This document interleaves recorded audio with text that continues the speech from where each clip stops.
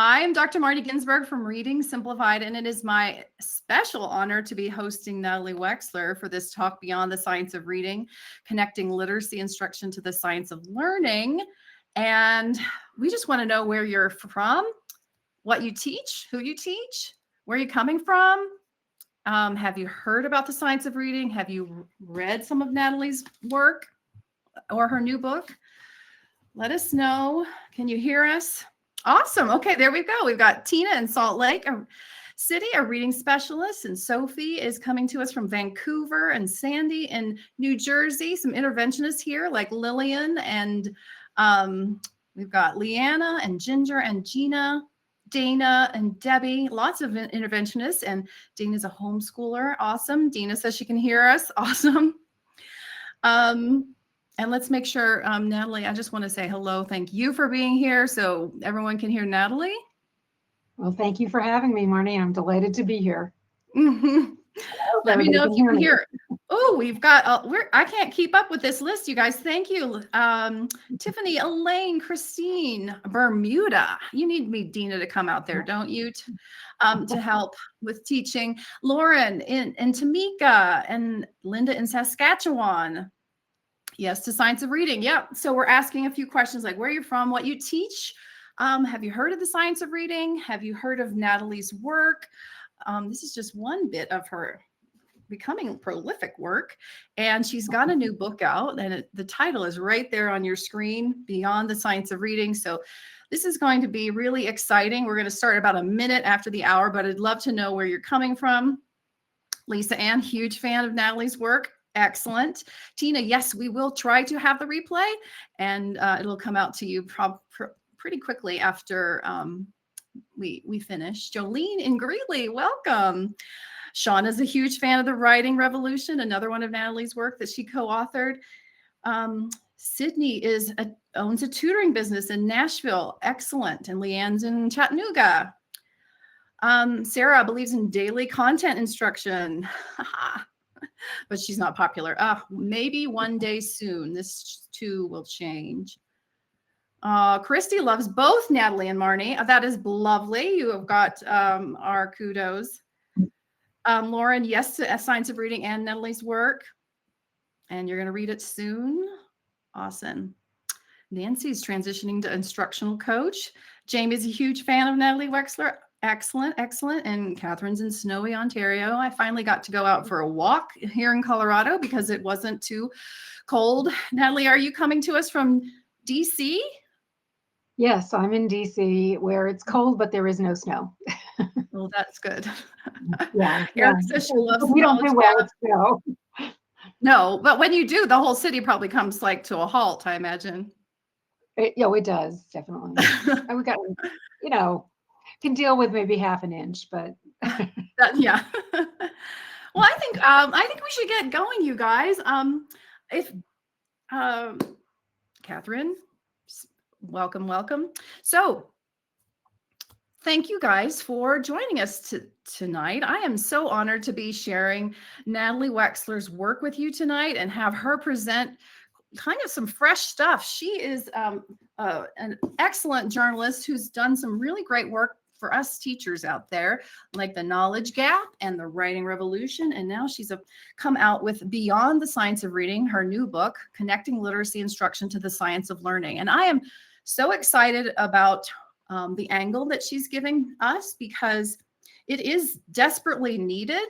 We have a very siloed elementary school day. We have a siloed group of academicians in the university, and there's information from all sorts of realms that Natalie's bringing together that really do make a very concrete difference in students' lives and teachers' lives.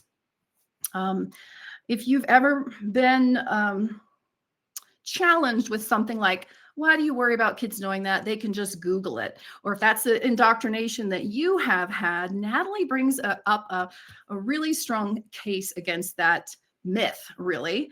And what I love about her new book, Beyond the Science of Reading, is that it is super interesting. It's story-based, she's weaving in the science, making it very practical. So as a teacher, I want to go out and do the things like the beautiful teacher who's teaching the and, but, so structure to her young kids so they can write and have deep thoughts about sophisticated ideas like Charlotte's Web. That is cool stuff. So I'm excited to now shut up and pass the mic over to Natalie and let her tell you guys about Beyond the Science of Reading. We're going to go for just under an hour and then have some time for questions. And also we're going to be giving her book away for everyone who participates in the chat. We'll draw a name randomly and share who the winner is tomorrow. But I'm going to say goodbye from the screen. I'll be with you in chat. Welcome, Natalie. Thank you so much for joining us. Well, thank you, Marnie. It's great to be here. And so I'm going to talk about going beyond the science of reading. And I just briefly, what we're going to be talking about. We've been hearing a lot lately. I'm sure you have as well as I have a lot about reading, not just within the education world, but in the mainstream media. And these are just a few of the headlines I've seen in the last few years.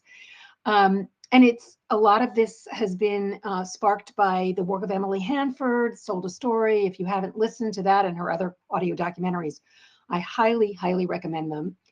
But there is one word, as you can see, that does keep coming up in this coverage, and that word is phonics. Now, don't get me wrong, systematic phonics instruction is hugely important, but because the focus has been on problems, the problems with that one aspect of reading instruction, the assumption has arisen that if we just do a better job teaching phonics, then all of our reading problems will be solved. But that may not be the case. So a lot of states, as you're probably aware, most states now have adopted some kind of policy or legislation aimed at reforming phonics instruction. Dyslexia screening, teacher training, and foundational skills. So what happens when states adopt those kinds of policies? Well, some researchers have looked at that. And what they found is that you do get a bump in the earlier elementary grades, but then after fifth grade, that bump fades out. And those gains do not carry over to middle school. And this is, obviously a problem. And we don't want just proficient third grade readers. We want this to continue. So why would this be happening? Well, probably a couple of reasons at least. One is the words do get harder to decode, multisyllabic words, and we need to pay attention to that.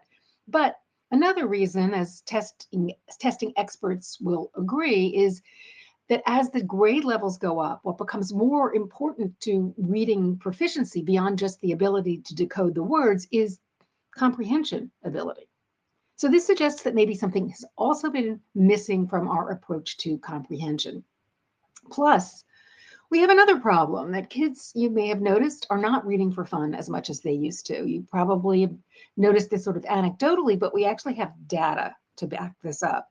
So the NAEP, which tests reading and math, they sometimes do also ask kids about their reading habits. And in 2023, they found that only 14% of 13-year-olds said they read for fun every day or almost every day, which is down considerably from 2012. And actually, if you go back to 1985 or whenever they first started asking this question, the proportion was even higher of those who read almost every day.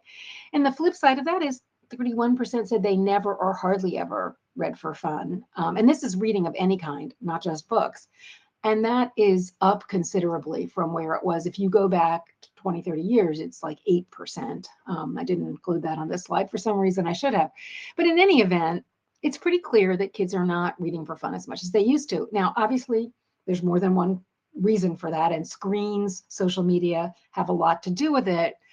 But I would suggest that our approach to teaching reading comprehension also has something to do with that. So here, let's take a look at a fairly typical reading comprehension lesson in the skill of distinguishing between literal and non-literal language. Is a third grade lesson. So for this lesson, kids get Amelia Bedelia, great fictional character with which to teach the distinguishing between literal and non-literal language. She's a famously literal-minded maid. But in this lesson, kids just get a one-paragraph excerpt from the Amelia Bedelia story, and it has to do with Amelia Bedelia's employer asking her to find the dress in her closet that has spots on it and get the spots out. And of course, Amelia Bedelia being Amelia Bedelia, she sees a polka dotted dress and decides the only way to get those spots out is to cut them out with a pair of scissors. And then they get this one paragraph, and then it's followed by comprehension questions that they need to answer, like they would see on a standardized test. And the idea is that this is going to equip them to do well on standardized tests, although given the results on the NAEP that just came out, that doesn't seem to be happening. But in addition, is this the best way to introduce kids to how much fun reading can be, or to build their reading stamina? And we also have evidence that kids getting to college no longer are able to read like an entire book. So, one problem here may be test prep that turns reading into a really joyless activity. But the problem really goes deeper than just test prep. It's exacerbated a problem, but the fundamental problem here is the way we've conceived of reading comprehension as a set of sort of general skills and strategies, like finding the main idea or making inferences, etc. Often there's a skill of the week. Teacher might model that skill, and then the kids go off to practice it on books that have been determined to be at their individual reading levels. But the books are not categorized by or organized by topic, what they're about. They're just, categorized by things like how long the sentences are, how commonly used the words are. And the theory is that if kids diligently practice a skill like finding the main idea, they will master that skill and they'll be able to apply it to any text they try to read, whether it's a passage on an end of the year reading test or a textbook in high school or a newspaper article. If you're good at finding the main idea, the theory goes, you'll be able to find the main idea. So let's just briefly test out that theory. I'm just going to show you a paragraph taken from a newspaper, ask you to find the main idea. And I'm sure you're all expert readers, so this shouldn't be a challenge. So I'll give you a minute to read this paragraph.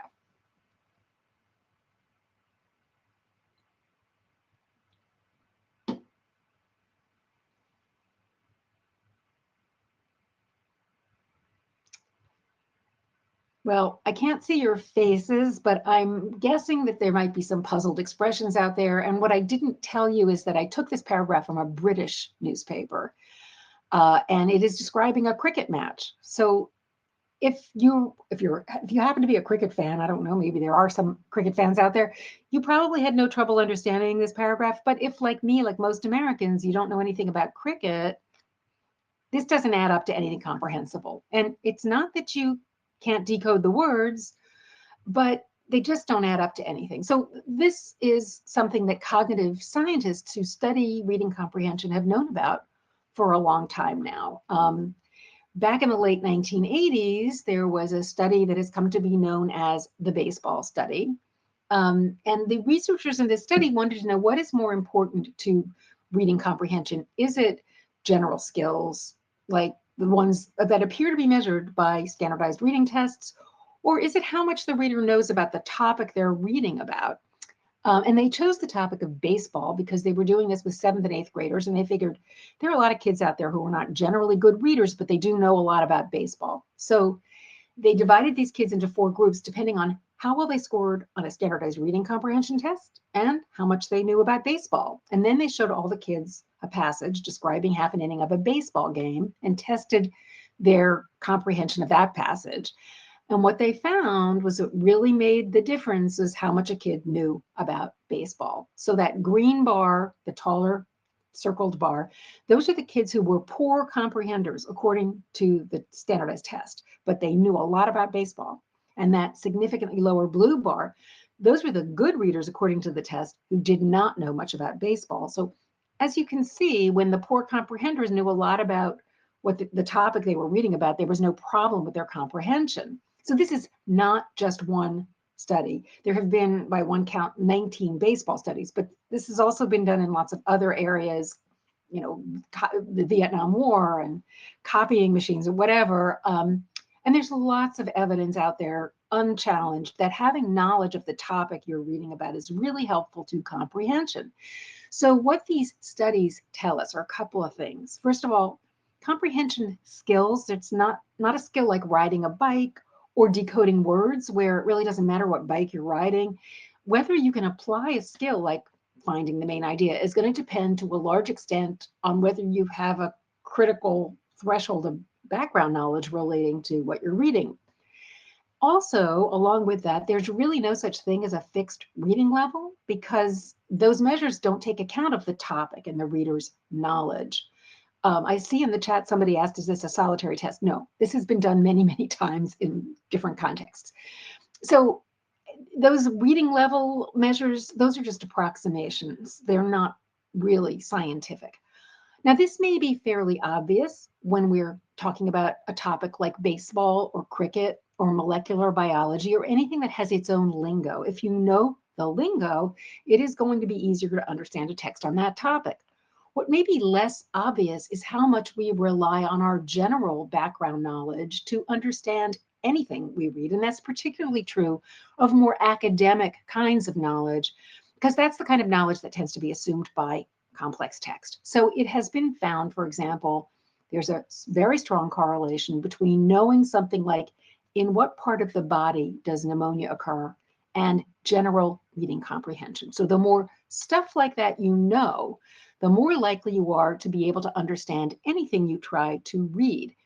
And so what that suggests is that instead of having kids practice these sort of abstract or supposedly abstract reading comprehension skills year after year, what we really should be doing to boost their comprehension is giving them access to as much academic knowledge and vocabulary as possible.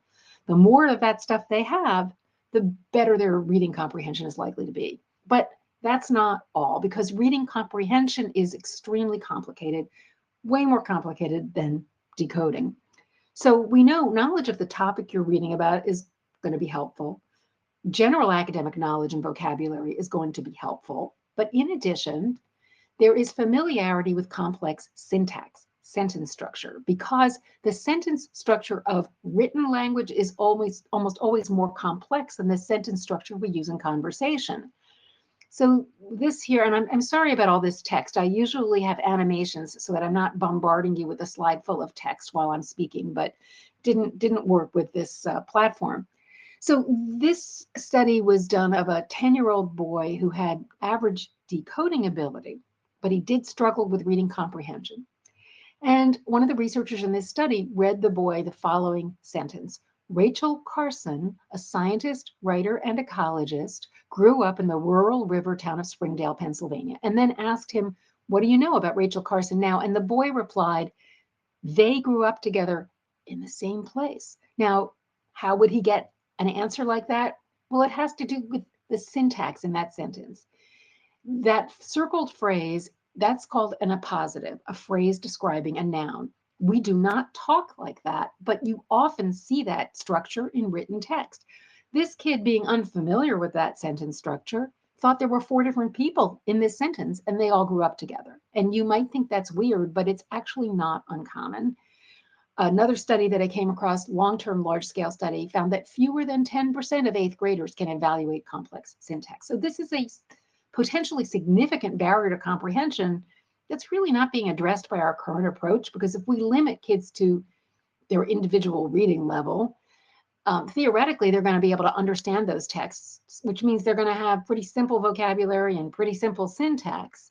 How are they ever going to get familiar with this more complex vocabulary and more complex syntax they're going to need in the future to understand complex text? Now, that general knowledge of vocabulary and syntax, that's the goal. We want kids to acquire that general academic vocabulary, general knowledge of complex syntax, because that's going to help enable them to read and understand texts on topics they don't already know about and gain knowledge from those texts. But how do we help kids acquire that general knowledge? Really, the only way is through giving them knowledge of lots of specific topics, because that general knowledge does not stick in the abstract. You need a meaningful context for things like vocabulary, new vocabulary, to stick. And to provide that meaningful context, we need to expand kids' knowledge. So why is prior knowledge so crucial to literacy and actually learning in general? Well, there's a theory which has got a lot of evidence behind it called cognitive load theory that really helps explain this. The basic point here is that working memory, which is that orange box, working memory is the aspect of our consciousness where we are taking in new information and trying to make sense of it. We are learning, in other words. And the important thing to know about working memory is it's very limited in its capacity. It's been found on average, it can hold only maybe 4 or 5 items for about 20 seconds before it starts to become overwhelmed. And we start to lose our ability to understand and analyze and retain whatever we're trying to take in. Now, the most reliable way around those limitations on working memory is that blue box, long-term memory, which is potentially infinite. We could store a lot of information in long-term memory, and if we have relevant knowledge stored in long-term memory that we can just bring into working memory when we need it, then that enables us to take in more new information. Our working memory capacity becomes expanded. But there are a couple of tricks here. And one is we need to transfer new information to long-term memory in the first place. And we also need to be able to, and I meant to mention that burden on working memory, that's called cognitive load. So that's where the cognitive load and cognitive load theory comes in. So we need to transfer new information to long-term memory and also be able to retrieve it when we need it. And what helps with transfer is to attach meaning to the new information, maybe by explaining it to someone else in our own words.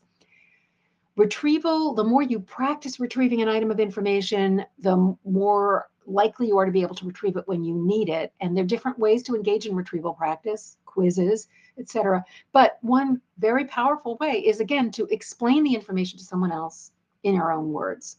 So we'll come back to that idea, but that's the basic cognitive architecture that explains the importance of having prior knowledge. Okay, we're going to pause, I guess, for a quick poll. Marnie, I need your help for this, but how much time do you think American elementary students spend on average each day on these subjects: ELA, math, science, social studies, and the arts? So I don't know how to do a poll. Do one poll, and we'd ask each of these, maybe like people can put out different things like in the chat, ELA and math and science, and then after we get a few answers, we can specifically do a science poll. So we can just have one, multiple choice kind of thing. So a lot of people are putting 2 hours or 90 minutes for ELA. I'll give a second. I'm going to put the science poll up.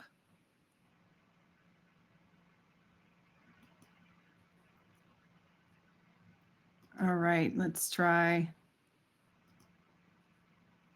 How much time do elementary students spend each day on science?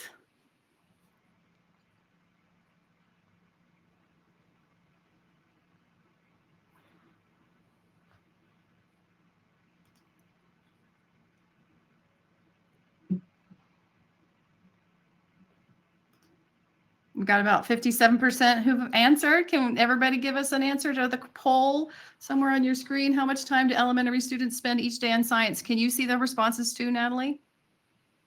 Yeah, I can see them. And it looks like most people are saying, or the plurality are saying 20 to 30 minutes a day. Mm-hmm. So should I go ahead and reveal the answer, or should we wait? I think everyone can see it. I think they can all see it. Results are public. Yeah, they're visible, but it's interesting. Look, 7% say over 30 minutes. So, well, of course, it varies from school to school, and if they're in a school that does that, that's great. But can I move on to the next slide and reveal the truth? So this is data collected by the federal government as reported by schools, and I don't know if you can see that. It's pretty small on my screen, but if anybody said 2 hours a day on ELA on average, you're right. And about 80 minutes on math and 30 minutes a day each on science and social studies. That's as reported by schools. But I will tell you, I've been in a lot of schools, talked to a lot of educators, and I do think that is probably an overestimate of how much science and social studies most kids are getting every day in elementary school. So There might be half an hour for one of those things, maybe 2 or 3 times a week at the end of the day, but often even that time ends up getting used for one of the tested subjects, ELA or math, or kids get pulled from science or social studies for reading intervention. And this is particularly likely to happen when test scores are low. We're going to spend more time on ELA and math, and much of that time on ELA is practicing those reading comprehension skills that appear to be measured by standardized tests. And it seems to make sense. If you want to get those test scores up, spend more time on reading. But let's take a deeper look at this data, as a couple of researchers did. They asked a couple of questions. They asked, what happens if kids get an extra half an hour a day beyond average of social studies? And they found that by 5th grade, that was correlated with higher reading test scores. They also asked what happens if they get an extra half an hour a day of ELA or reading. And they found that was not correlated with higher reading test scores. Now, this study cannot tell us why this happened, but one likely hypothesis here is that the kids who were getting more social studies were actually gaining more of the knowledge and vocabulary they needed to understand the passages on the reading test. And that conclusion, or that hypothesis, is bolstered by a couple of additional findings. The kids from the lowest socioeconomic status, the lowest income families, got the biggest boost from more social studies. And the kids from the highest income families got no significant boost from more social studies, maybe because they already knew that vocabulary, because they'd been better able to pick that up at home, probably because their parents were more highly educated and more likely to use more academic vocabulary, et cetera, maybe read to them more. This doesn't mean that rich kids don't need social studies. Everybody needs social studies, but it does indicate that in our well-intentioned efforts to boost reading test scores for the kids who struggle the most, we've really been shooting ourselves in the foot. So why is it important to start early, not just in elementary school, but ideally in kindergarten? It's because knowledge doesn't just help you understand what you're trying to read. It also helps you retain new information from whatever you're reading. It has been said, I did not coin this metaphor, but I really love it, that knowledge is like mental Velcro. It sticks best to other related knowledge. So some kids, you can think of it this way, some kids are coming in with more of that other half of the Velcro, more academic knowledge and vocabulary. First of all, they're able to read more complex text in our leveled reading system, but they're also in a better position to retain new vocabulary from whatever they're reading, and that in turn enables them to read yet more complex text. The other kids, though, they come in with less of that other half of the Velcro. They're limited to simpler text, and even if there's some new information, new vocabulary in those texts, they're less likely to be able to retain it because they don't have anything for it to stick to. And what this can lead to is a growing gap between these two groups of readers, so that by the time kids get to upper grade levels, high school, that gap is very difficult. It's very wide and very difficult to narrow. So that's why it's so important to start building knowledge early. But one problem is, in those early grades, it can look like that skills and strategies approach is working, but then it backfires when students reach upper grades. It looks like it's working in lower grades because the texts we ask kids to read at those grade levels don't assume a whole lot of academic knowledge and vocabulary. When they get to grades where the texts do start assuming that knowledge and vocabulary and they don't have it, students can hit a wall. So that's why it's so important to start early, ideally. So what can teachers do about this problem, these knowledge gaps? Well, several things. One is they can organize read alouds by topic rather than the skill of the week, and spend maybe 2-3 weeks or more reading a series of books, or could be one lengthier book about a particular topic. Kids need that repeated exposure to the same vocabulary, the same concepts in slightly different contexts over time in order for those things to get to stick in long-term memory. So maybe the topic is, let's say, sea mammals. So read a series of books about sea mammals aloud. And these should be books, especially at lower grade levels, that are more complex than what students could read themselves, to expose them to that more complex vocabulary and more complex syntax. Beyond that, class discussion, and I'm talking these are whole class read alouds and whole class discussion. And in that discussion, Ask questions that put the content in the foreground rather than a skill. So instead of saying, for example, well, this week we're working on making inferences, who can make an inference about what we just read? Ask a question that implicitly about the content that implicitly requires kids to use whatever skill or strategy might be appropriate to that particular content. So that instead of using a text to try to teach a skill, we're bringing in a skill or a strategy that helps students understand a particular text or topic. And then thirdly, classroom libraries, try organizing them by topic, especially if it's a topic that you've just spent 2 or 3 weeks learning about through read alouds and discussion. Remember that baseball study, once kids have acquired background knowledge about a topic, they may well be able to read about that topic at a higher level than you would expect. Fourth, spend lots of time on meaty social studies and science topics. Of course, fiction, poetry have their place in the elementary classroom, but we've been giving very short shrift to social studies and science, and it does seem like those topics have the most potential to build the knowledge and vocabulary that fuels reading comprehension. And then lastly, and I'll be talking about writing more in a minute or a few minutes, but have students write about what they're learning in a manageable way. We have lots of evidence showing that when students write about what they're learning, any topic, any grade level, it can really boost their understanding and retention of information.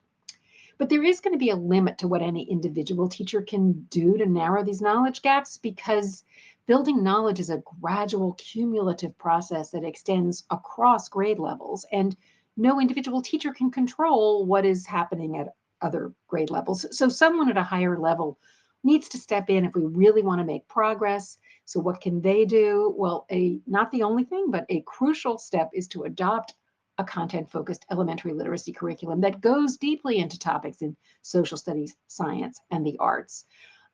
Spending at least 2 or 3 weeks on a topic, giving all kids access to complex text through read alouds and discussions, so they're not limited by what they can decode themselves. And there are now 6, 7, maybe 8 different literacy curricula that do this in different ways. They cover different bodies of knowledge in different ways, but they all have those characteristics in common.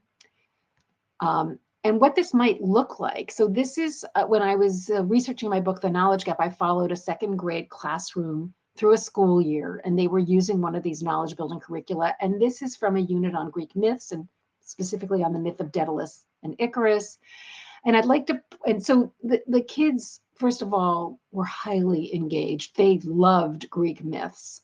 They often didn't want the read aloud to end. They still had comments and questions when it's time for discussion to end. But they also loved the War of 1812. I think we really underestimate what kids can get interested in if we present the information in an engaging way. So I'd like to point out a couple of things about this particular chart, these charts would be created every day during and after that day's read aloud by the teacher and the students collectively. And so the vocabulary words of the day today, on this particular day, all of them drawn from the read aloud, are desperately, plummeted, and foresight. Sophisticated vocabulary words for any group of 2nd graders. This particular group of 2nd graders, most of them came from non-English speaking families, and some were still learning English themselves, but they were using these words. They understood these words. These are not words they're going to see on a 3rd or 4th grade standardized reading test, but they will be expected to know these words in years to come, and these words will be there in long-term memory, ready to be withdrawn. They're going to remember these words because they've been using them, hearing them in an engaging context, in a vivid context, like that word plummeted shows up at the bottom. Icarus's wings melted and he plummeted into the sea. The other thing that I'd like to point out about this chart is that it could look like this teacher is teaching reading comprehension strategies. She's got this question that says predict, these boxes labeled cause and effect. But here's what I mean about putting content in the foreground rather than skills. She's not using a text to teach the skill. She's bringing in these particular skills because it's going to help kids think about this particular text. And she's not just saying, can you make a prediction? She's asking, what is Daedalus's plan? A question about the content that implicitly requires kids to make a prediction. And that's what's more likely to work. An additional advantage of a knowledge building curriculum is that it enables students to use comprehension strategies. Sometimes I hear, oh, well, if you're using a knowledge building curriculum, you're not teaching strategies. But that's not true. All of these knowledge building curricula, if they're good, bring in these strategies or skills as appropriate. So, for example, when kids were learning in this second grade class about ancient Greece, they had already learned in this curriculum in prior years and earlier in second grade about other ancient civilizations. So they learned about ancient Mesopotamia, ancient Egypt, ancient India, ancient China, and now they were on to ancient Greece. And one day the teacher asked, what was something unique about civilizations in ancient Greece? Unique was one of that day's vocabulary words. And all these hands went up, and she called on one little boy, and he said, who happened to come from a Spanish-speaking family, and I recorded his answer. So these were his exact words. Something unique was that they weren't near a river, and they didn't have any fertile soil, so it was difficult for them to farm.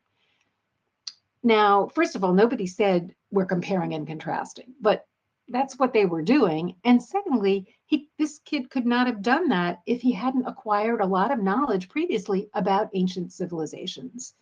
So I hear over and over again from teachers that kids are just sort of naturally doing these kinds of things, making inferences, comparing and contrasting, et cetera, if you build their knowledge. Another thing a knowledge building elementary curriculum can do is to get kids excited about reading.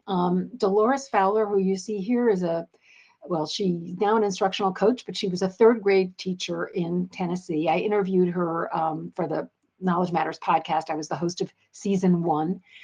And she told me she was asked to pilot a knowledge building curriculum. And when she looked at the topics that were going to be covered in third grade, the Vikings, ancient Rome, she thought, my kids aren't going to be interested in this stuff, or they're not going to, it's going to be too hard for them. But she gave it her best shot. And to her surprise, she discovered that the kids really loved it. They couldn't get enough. In fact, the librarian told her, tell me what topics you're going to be teaching in CKLA, because I need to order more books, because the kids were coming into the library asking for more books on the topics they had learned about through CKLA. That's the name of the curriculum she was using. And I've heard this from other teachers, from school librarians, other curricula. If you introduce kids to a topic or an author in an engaging way through read-alouds, discussion, they want to read more by that author or about that topic. In addition, a knowledge building elementary curriculum can improve students' writing. So this is another thing that Dolores told me, but other teachers have told me the same thing.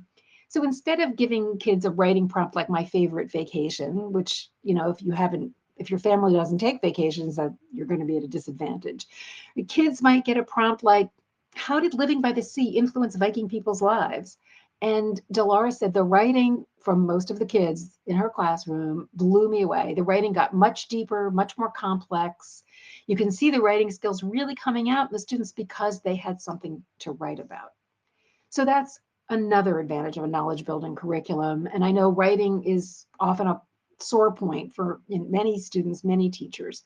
But the thing about writing is it's not just an important skill in itself. It can also be a really powerful lever for deepening and reinforcing the kind of knowledge that enables reading comprehension and learning. Why? Well, remember that for transfer and for retrieval, what really helps is to explain or talk about the information to someone else in your own words. And writing helps with both of those things. That's what we're doing essentially when we're writing. We're explaining something to someone else, the reader, in our own words. So that's one finding that from cognitive science, but there are other teaching principles supported by cognitive science. Like, for example, having students practice retrieving previously taught material, retrieval practice, very helpful for enabling students to retain information. Also, checking frequently for understanding. It's been found it really helps if teachers do that. And having students elaborate. That's the part about putting things in your own words, asking and answering questions, providing examples, etc. And writing about curriculum content can provide students with all of these, with the benefits of all of these principles, because we're doing all of those things when we write. Writing can also build analytical skills, and also the kinds of comprehension skills we try to get at through reading comprehension skill and strategy instruction and practice. Because If you can find the main idea and supporting details, well, if you can write a topic sentence and a paragraph that goes with it, you have learned how to find the main idea and supporting details. And all of these other things, if we're writing well, we are doing all of these things. In addition, sentence activities can really help with familiarizing students with that complex syntax of written language, boosting their reading comprehension and their knowledge. Because if you can, for example, use an appositive or a subordinating conjunction, you're much more likely to be able to understand those constructions when you encounter them in their reading. So remember that kid who thought there were 4 different people in this sentence. What can we do? Well, first of all, teach students what an appositive is. And we want to do that using familiar content so as not to have the kids overloaded cognitively. We want to modulate that cognitive load. And then after students have learned about Rachel Carson or whatever, give them this sentence to complete where they need to supply the appositive. Now, they're learning about that sentence construction, but they're also retrieving information that they have somewhere in long-term memory, but they might have slightly forgotten it, and putting it into their own words. And that is reinforcing that content knowledge. So writing can boost learning and comprehension, but the problem is it imposes a huge crushing cognitive load on inexperienced writers who may be juggling way more than 4 or 5 items or trying to simultaneously. Everything from how do you form those letters if you're young, you come from a different alphabetic system, whatever, to spelling the words and what words to use and organizing your thoughts. And if you're writing about content you're not really familiar with, that's really adds to the burden. All of this creates not just cognitive load, but also stress, which is itself a burden on working memory. So the bottom line is that when we ask kids to write, if they're inexperienced writers, especially if we ask them to write at length, it is going to be overwhelming and they're not going to get those cognitive benefits from writing, and they probably won't learn to write well either. Writing is so hard that it actually can interfere with learning. There are findings that it helps with learning, but so this was a meta-analysis of studies on the effects of writing on learning in science, social studies, and math. So not ELA, these are other areas. And they did find that on average, writing about content enhanced learning. But puzzlingly for them, they found that 18% of the studies found a negative effect. Well, it could be, in other words, when students wrote about what they were learning, they actually learned less. Well, it could be that those students were just overwhelmed by the task of writing itself, that they hadn't gotten enough support, they hadn't gotten enough instruction writing, or they were asked to write too much. And we have other evidence indicating that in fact might well be what was happening. So we know that writing instruction has this enormous potential power, but we haven't unlocked it because, first of all, we've underestimated how hard it is. And we've also tried to teach it in isolation from content so that we're not using it to reinforce the knowledge that we want kids to retain. So to unlock the power of writing, we need to do at least a couple of things. First, embed writing activities in the content of the curriculum, so it's deepening that knowledge, and across the curriculum this is, and also we need to modulate that heavy cognitive load. And one way to do that, as I'll mention in a minute, is to start at the sentence level. But modulating cognitive load, how do we do that? One way to do that is to have students write about content they've learned about through listening and speaking. Once they, as I mentioned, once they've acquired that background knowledge through listening and speaking, it's going to be easier for them to read about it and also to write about it. It may be hard to read about a topic you don't know much about, but just try writing about it. It's pretty much impossible. So that's one thing. And so a good knowledge building curriculum will connect all these things. It will have students reading and writing about the same content that they've learned about through listening and speaking. This is not what the standard approach does. It has kids reading and writing about completely different topics from what they might have been listening to and talking about. Another way to modulate cognitive load is something called deliberate practice. That's another cognitive science term, and that can be applied to any complex skill, like playing the violin or writing. What it means is you break down the complex process into manageable chunks, and you give students practice with whatever chunk they need, and you provide prompt targeted feedback. And then when students have grasped one chunk, you move on to one that's harder. And then when students have those basic skills in long-term memory, they have more capacity for higher order thinking. So with the violin, once you've mastered the fingering, you can pay more attention to expression and intonation. And the same kind of thing applies with writing. Once you've mastered how to construct a sentence, how to use an appositive or whatever, it's going to give you more cognitive capacity for other aspects of writing. And as I mentioned, beginning instruction at the sentence level is going to not only help with familiarize students with complex syntax, but also help modulate that heavy cognitive load. So it's another advantage of beginning at the sentence level. So here's an example. This is all taken from the Writing Revolution, which I'm the co-author of, the book, and there's also an organization that trains teachers in that writing method. And it is a method, not a curriculum. It is designed to be adapted to whatever curriculum content you're teaching, any grade level, any subject matter. But one of the sentence level activities in the method is called because, but, and so. Let's say you're teaching about ancient India. You could give students a stem, like the Indus River was helpful to the people of Mohenjo-Daro. And then you give them these 3 different conjunctions that they use to complete the sentence in 3 different ways: because, but, and so. And each of these conjunctions is going to require students to retrieve a different kind of information from long-term memory and put it in their own words. So reinforcing that content knowledge.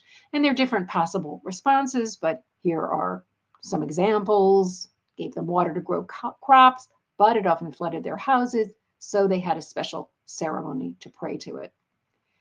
And as I mentioned, this can be adapted to any curriculum content, including math. Let's say you want to teach students about subordinating conjunctions. You're also teaching them about decimals and fractions.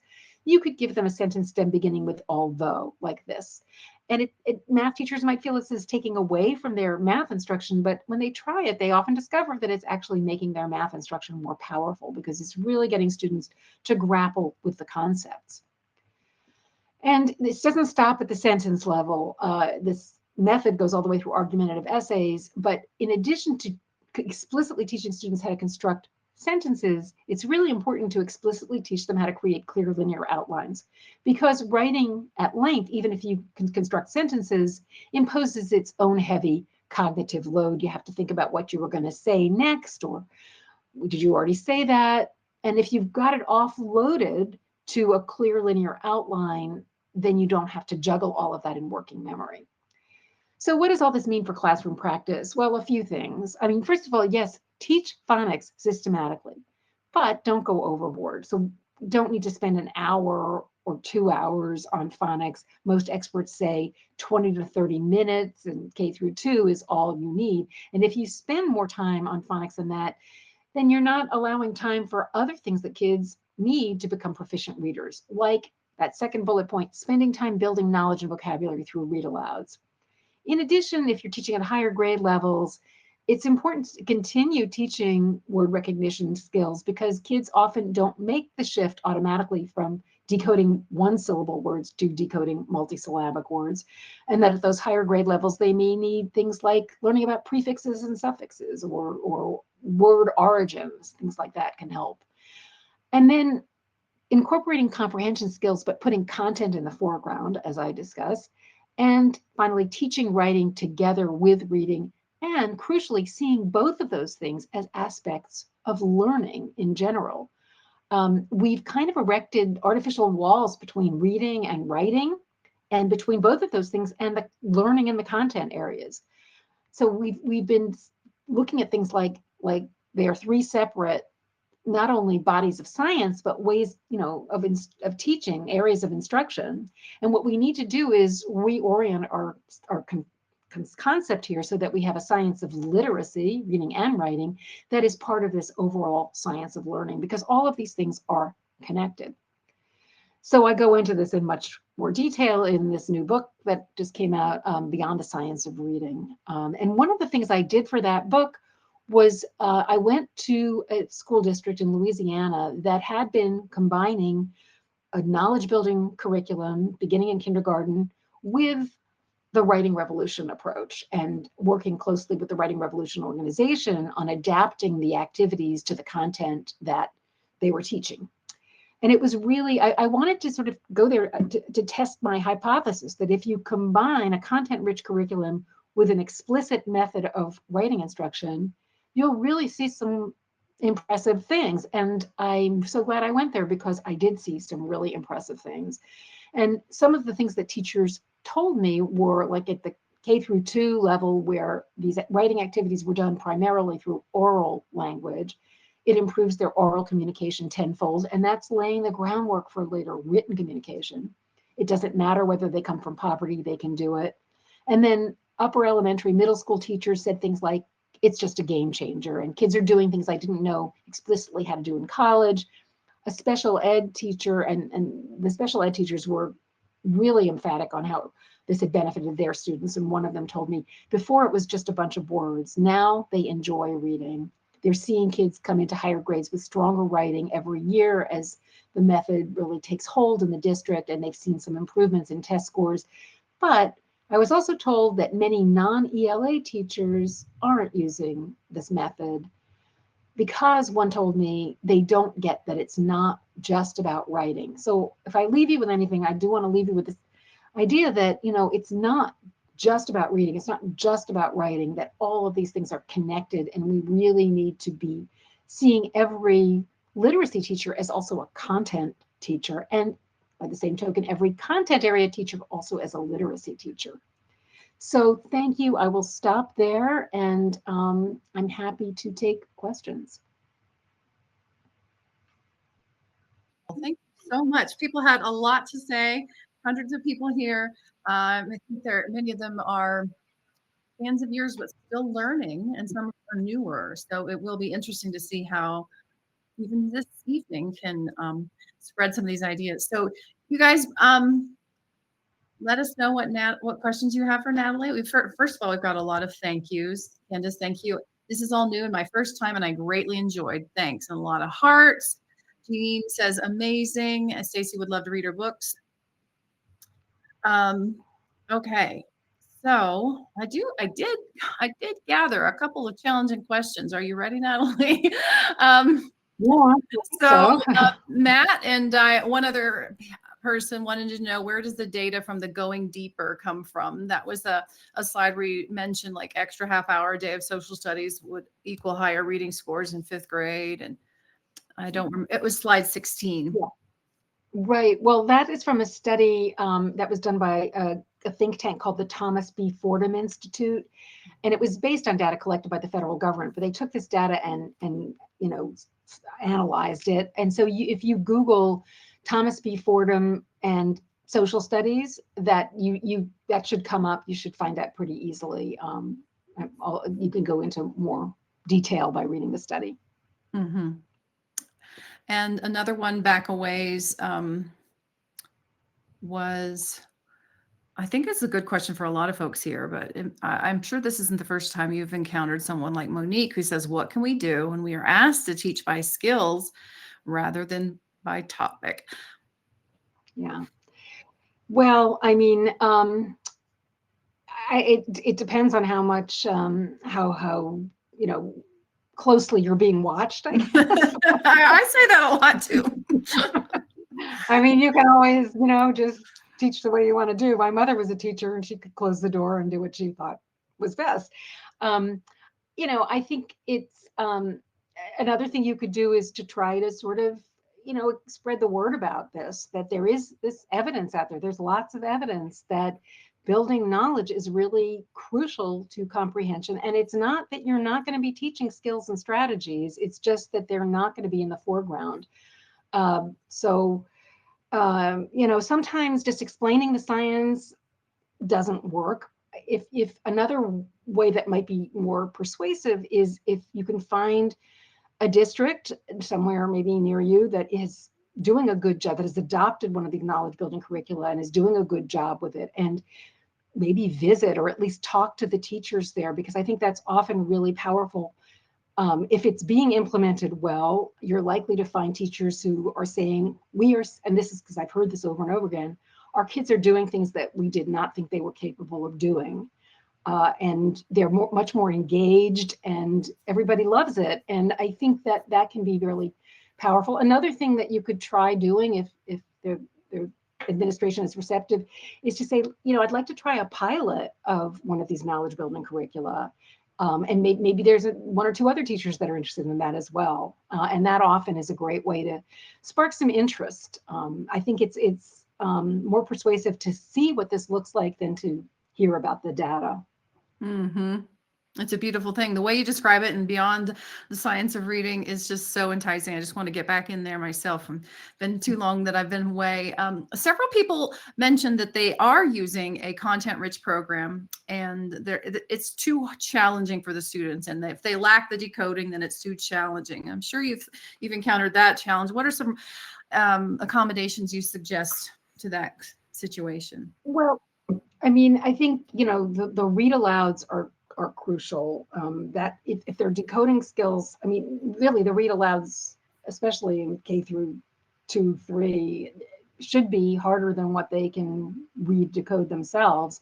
So that's a way around the decoding problems, but it's not going to solve every problem. I think some of these curricula, especially if you're teaching like 4th or 5th grade and the kids are just getting the curriculum for the first time, the curriculum might assume that some background knowledge that has been theoretically built in prior years through this curriculum. But if the kids haven't been getting it, if they weren't getting it in kindergarten, 1st grade, 2nd grade, they don't have that knowledge. So, I think you might need to go a little slower. You might need to check for understanding more. And I do think that combining the curriculum with a method like the writing revolution can really help, because first of all, it can identify if the activities, like a sentence level activity, is well constructed, it can really pinpoint what is this kid not understanding, what background knowledge is missing. I mean, you can't build every piece of background knowledge that they've missed in prior years, but it could help you decide what they need to know in order to understand what you're currently trying to teach. Plus, writing about the content in a manageable way is going to make that knowledge stickier. It can help substitute for that missing other half of the Velcro that they don't have a framework to fit that new information into. Writing about it can kind of, to some extent, substitute for that framework. I love that. And that's, you make the case in the book so well about the just threading writing throughout the day. And that really aligns with what we teach here at Reading Simplified. We just integrate all the sub-skills simultaneously, and we actually use writing to teach reading words. Nicole asks a great question here, and a lot of people are interested in. We are hoping to implement a knowledge building curriculum in the fall. I've heard that it can be really challenging for teachers to make this shift. What do you suggest to help her prepare her staff? Yeah, that's a great question, because this is very different from what most teachers are used to. And there could be some obstacles in the way of successful implementation. I mean, everything I've been saying is likely to be not only unfamiliar to a lot of teachers, but they might have heard things that contradict what I've been saying. Don't worry, like as you said, Marnie, kids can just Google those facts. Just focus on the skills. And then there's the emotional part where, if you've been teaching in a certain way for years in the sincere belief you're helping kids, and someone casts doubt on that, and, that could be very painful. And teachers have told me they felt tremendous guilt for teaching in a way that they now realize wasn't working. But not that it's anybody's fault. It's a systemic problem, but it can be very difficult to embrace a message that is painful for all of any of us. And then even if you want to change what you're doing in the classroom, there's another problem is that teaching is such a complex activity that it can be really hard to just remember to do things differently in the moment. So what teachers need, I would say, are combination things. They, first of all, need to understand why they're being asked to change, because change is hard. If you don't understand why you're being asked to do it, you might not want to do it. They also need, they need the materials, the curriculum, and they need ongoing support grounded in the specifics of the curriculum. So not general PD on how to foster critical thinking, but okay, you're teaching the myth of Daedalus and Icarus. How are you going to get students to think critically about that particular text or topic?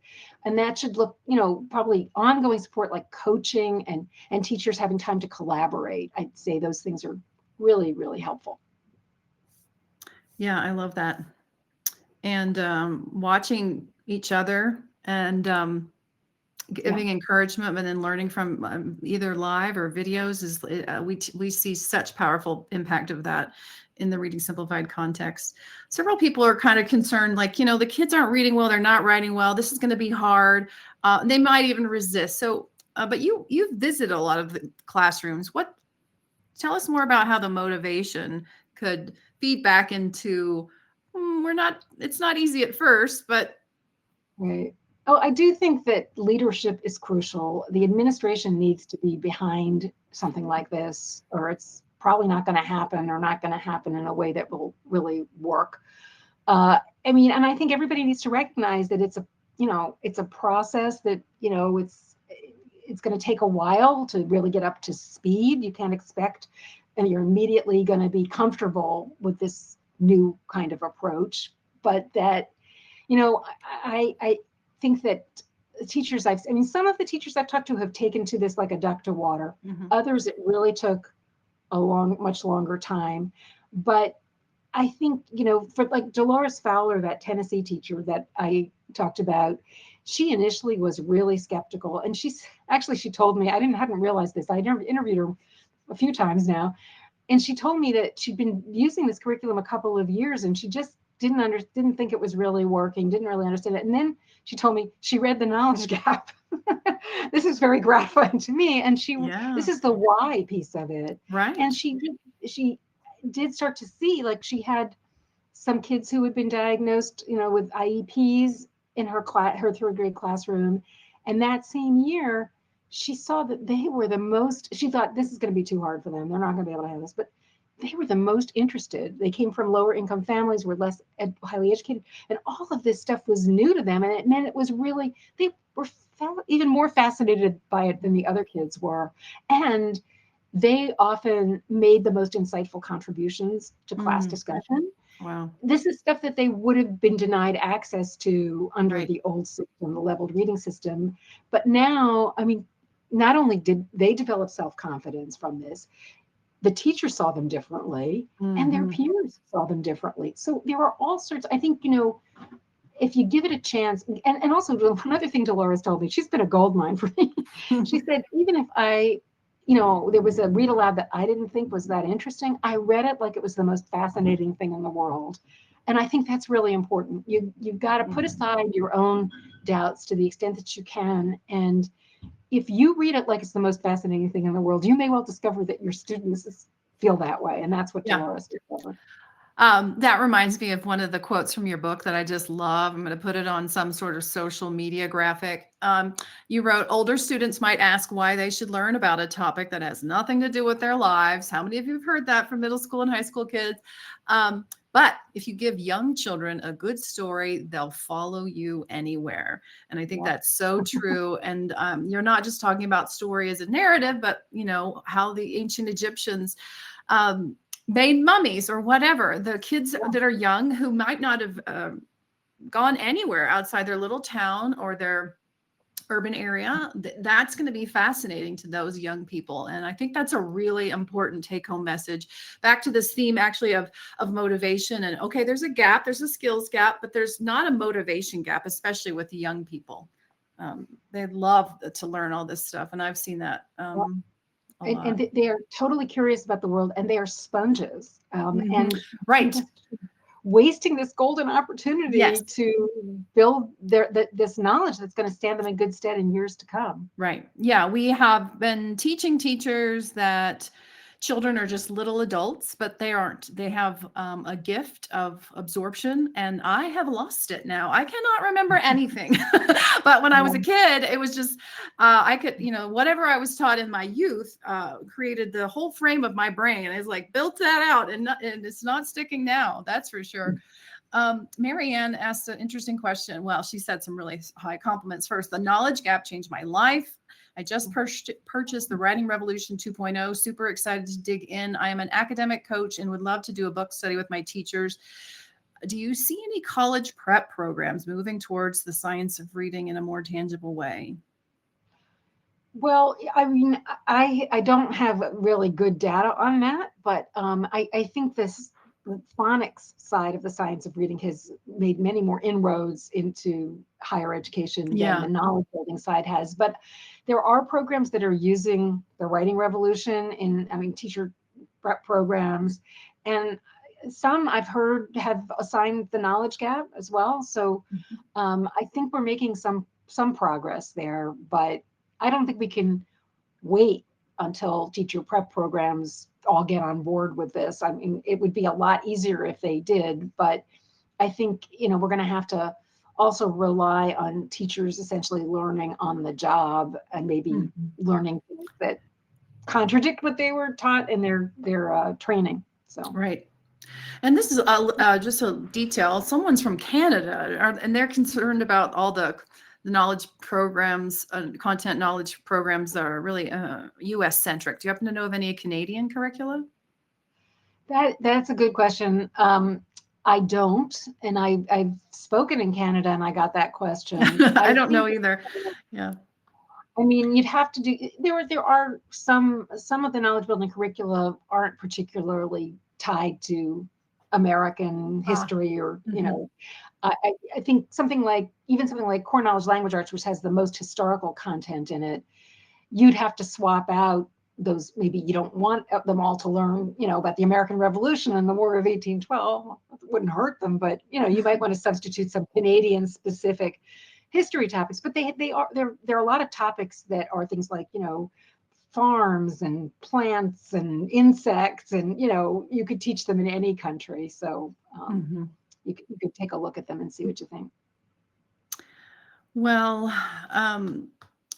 we've had a great time here. I'm sorry I couldn't get to everyone's questions and comments. And Carrie says college needs to step up quickly. You'll get my recommendation for that too. Do you have any final thoughts for our audience tonight, Natalie, as we wrap up?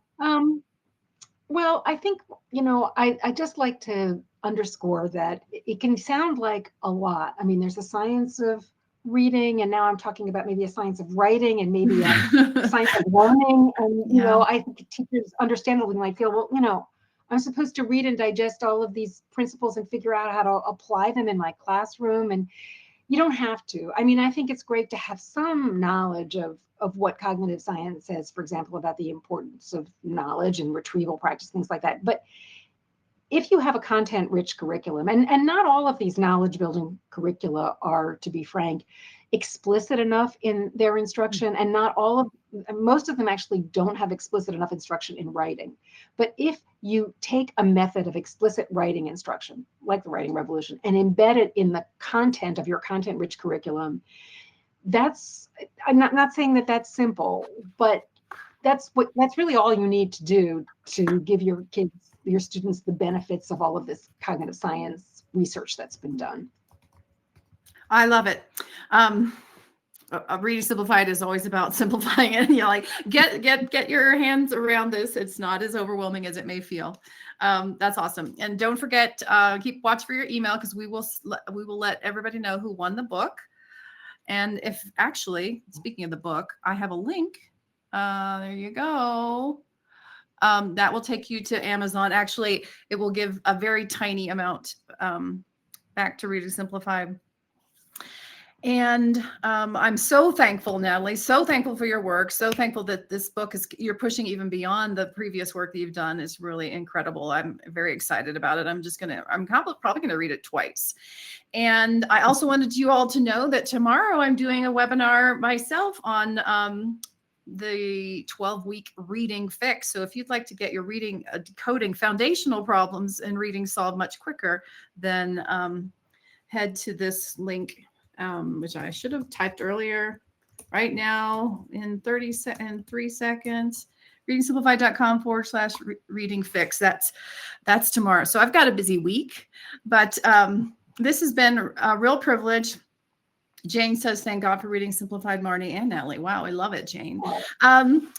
Yes, there will be a replay if all goes according to plan. And keep watch for new stuff from Natalie at these links that she's put. And here's to making great readers, you guys. Thanks for being here.